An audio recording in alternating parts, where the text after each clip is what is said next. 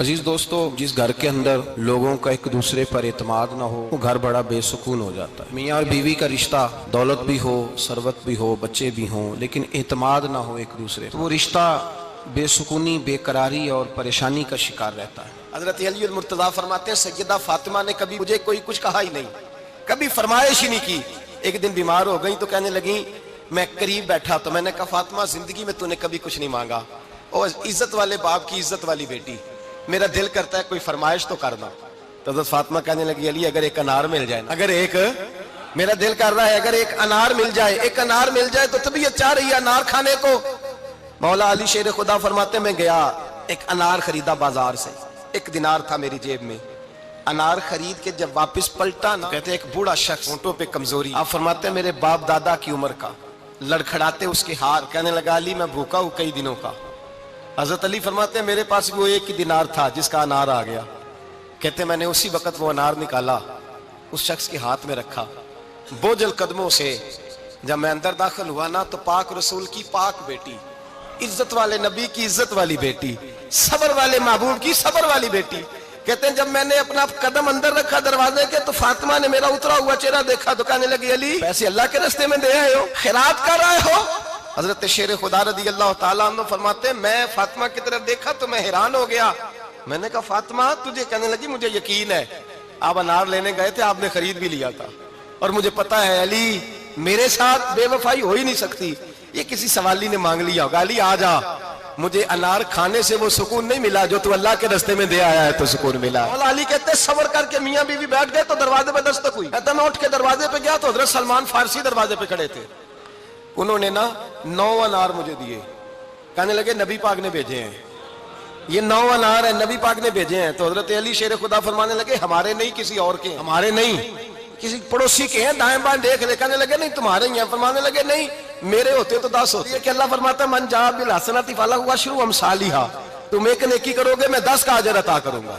فرمایا میرے ہوتے تو 10 پورے ہوتے، اللہ رسول نے بھیجا اور میرا یقین کمزور ہو سکتا ہے، میرے ہوتے تو 10 ہوتے، یہ 9 ہے۔ حضرت سلمان فارسی نے جیب میں ہاتھ ڈالا، 10واں بھی نکالا، کہا علی تیرے 10 ہی تھے، میں تو تیرا امتحان لے رہا تھا۔ یقین کی دولت زنجیریں کاٹ دیتی، یقین کی دولت انسان کو نواز دیتی۔ جب تو لڑکھڑاتا ہوا آیا ہے، میرے نبی پاک نے فرمایا یوں نہ کہا کر کے یا اللہ چاہے تو دے چاہے تو نہ دے، جب مالک سے مانگ تو کہا کر یا اللہ تجھی سے مانگنا ہے، میں لے کے اٹھوں مجھے دے گا۔ فرمایا جتنا تیرا یقین کامل ہوگا اتنا ہی اللہ تجھے جھولی بھر کے عطا فرمائے گا۔ نبی پاک صلی اللہ علیہ وسلم نے فرمایا میں اس بات کا خوف نہیں کرتا کہ میری امت کمزور ہو جائے گی، اس بات کا ڈر نہیں کہ پیسے ختم ہو جائیں گے، نہ یہ خوف ہے کہ بھوکی مرے گی۔ حضور کس بات کا خوف ہے؟ نبی پاک نے فرمایا خوف یہ ہے کہ ان کا یقین کمزور ہو جائے گا۔ کمزور ایمان والا شخص کسی کام کا نہیں ہوتا۔ جس آدمی کے ذہن میں شک کا بیج ایک دفعہ جنم لیتا ہے وہ آدمی تو غلام سے بدتر ہے، بے کیف سجدہ، روٹھی روٹھی سی عبادت، اس کی زندگی کیفیات سے خالی ہے۔ جس شخص کو پتہ چل جائے نا لوگ میرے مخالف ہیں، اس کا تو سجن رہتا ہی کوئی نہیں۔ اصل بات یہ ہوتی ہے کہ یہاں سوچ بیٹھا ہے کہ دنیا میرے خلاف ہے، یہاں مخالفت یہاں بیٹھ گئی ہے، 2 بندے باتیں کر رہے ہیں تو پریشان ہے میرے خلاف ہی لگے ہوئے، میری ہی بات ہو رہی ہے، کیونکہ اصل تکلیف کہاں ہے؟ اور اگر یہاں یقین کامل ہو گیا نا کہ سارے مجھ سے پیار ہی کرتے ہیں تو پھر 2 بندوں کو بات کرتا دیکھیں گے تو یہی سوچے گا میری تعریفیں کر رہے تھے، کہہ رہے تھے کیا ہی بات ہے اس کی۔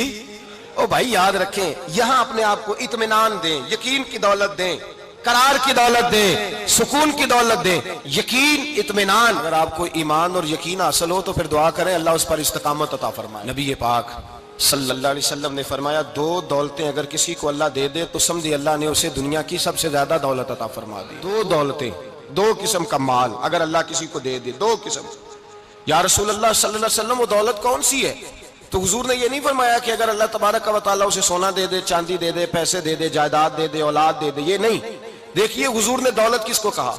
نبی پاک فرماتے ہیں 2 قسم کا سرمایہ جس کو ملا اسے کائنات کی ہر نعمت مل گئی، اور حضور نے فرمایا میں اپنے غلاموں کو نصیحت کرتا ہوں یہ 2 دولتیں ایسی ہیں جو اللہ سے مانگا کریں، صبح و شام رب کریم سے ان 2 پیسوں کا سرمایہ کا اس خزانے کا سوال کریں، یہ مل گئے تو تمہیں ہر شے مل گئی۔ یا رسول اللہ وہ کون کون سی چیزیں ہیں؟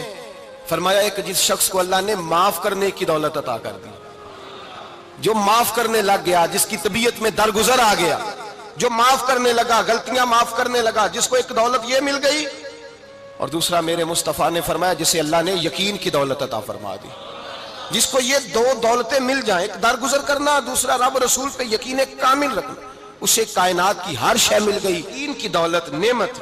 اللہ پاک قرآن مجید میں فرماتے ہیں ان الذین قالوا ربنا اللہ ثم استقاموا، جنہوں نے کہا کہ اللہ ہمارا رب ہے اور پھر وہ اس پر ڈٹ گئے، پھر اس پر وہ کہا تو ڈٹ گئے، کھڑے ہو گئے، نہیں اللہ ہی رب ہے، اللہ ہی دینے والا، اللہ ہی مالک، اللہ ہی ہمارا رازق ہے، رب ہی ہمارا سب کچھ۔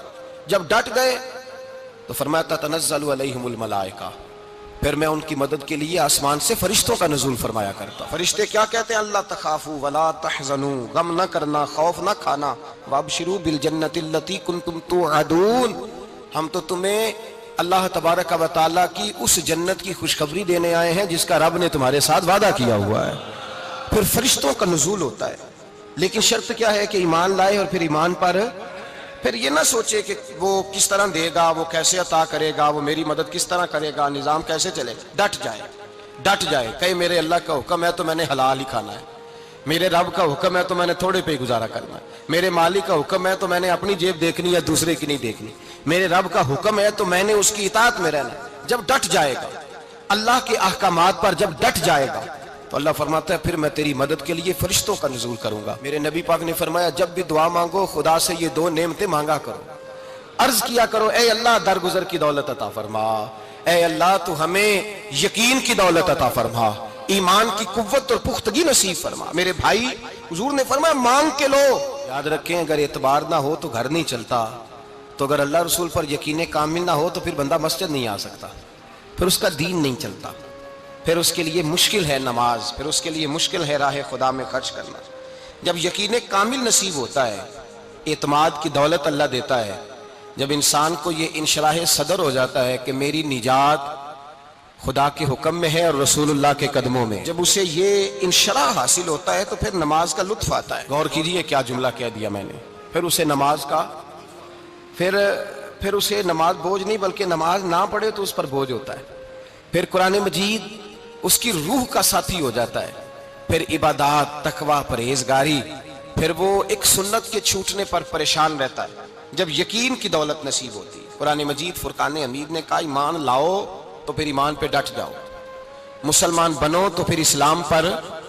پھر یہ جو کمزوری ہے نا، یہ دیکھتے ہیں، کرتے ہیں، چلتے ہیں، ابھی کل ابھی پرسوں بہانے ہیلے، ابھی میں نماز شروع کرتا ہوں دیکھتا ہوں لا الہ الا اللہ محمد الرسول اللہ صلی اللہ علیہ، جب کسی نے کلمہ پڑھا تو اس پر پورا دین ضروری ہے، اب وہ یہ نہیں کہہ سکتا کہ تھوڑا تھوڑا کر کے آؤں۔ عزیز دوستو، اس گھر کے اندر لوگوں کا ایک دوسرے پر اعتماد نہ ہو، گھر بڑا بے سکون ہو جاتا ہے۔ میاں اور بیوی کا رشتہ، دولت بھی ہو، ثروت بھی ہو، بچے بھی ہوں، لیکن اعتماد نہ ہو ایک دوسرے پر، تو وہ رشتہ بے سکونی، بے قراری اور پریشانی کا شکار رہتا ہے۔ دو دوست، دو پارٹنر بڑے دیانتدار بھی ہوں، لیکن اگر ایک دوسرے پر اعتبار نہ کریں تو اکٹھے بیٹھ کر بھی وہ ایک دوسرے کے ساتھ مخلص نہیں ہوتے، پریشانی اور تکلیف ہر وقت ان کے ساتھ رہتی۔ اعتماد اور اعتبار اور یقین کی ضرورت ہر فرد کو ہے، اور اگر اس میں تھوڑی سی بھی کمزوری آ جائے یقین میں، اعتبار میں،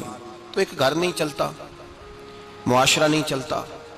عدم اعتماد ایک ایسی چیز ہے، دنیا میں پریشان تاجر وہ نہیں ہوتا جس تاجر کے پاس سرمایہ نہیں ہوتا، زیادہ تکلیف کا معاملہ اس تاجر کا نہیں ہوتا کہ جو چھوٹے درجے کا ہوتا ہے، سب سے زیادہ کمزور تاجر وہ ہوتا ہے جس پر لوگ اعتبار نہیں کرتے، جس کا مارکیٹ میں اعتبار اٹھ جائے، اعتماد اٹھ جائے، اس کی تجارت ٹھپ ہو جاتی ہے۔ لوگ کہتے ہیں یار یہ ٹھیک نہیں بندہ۔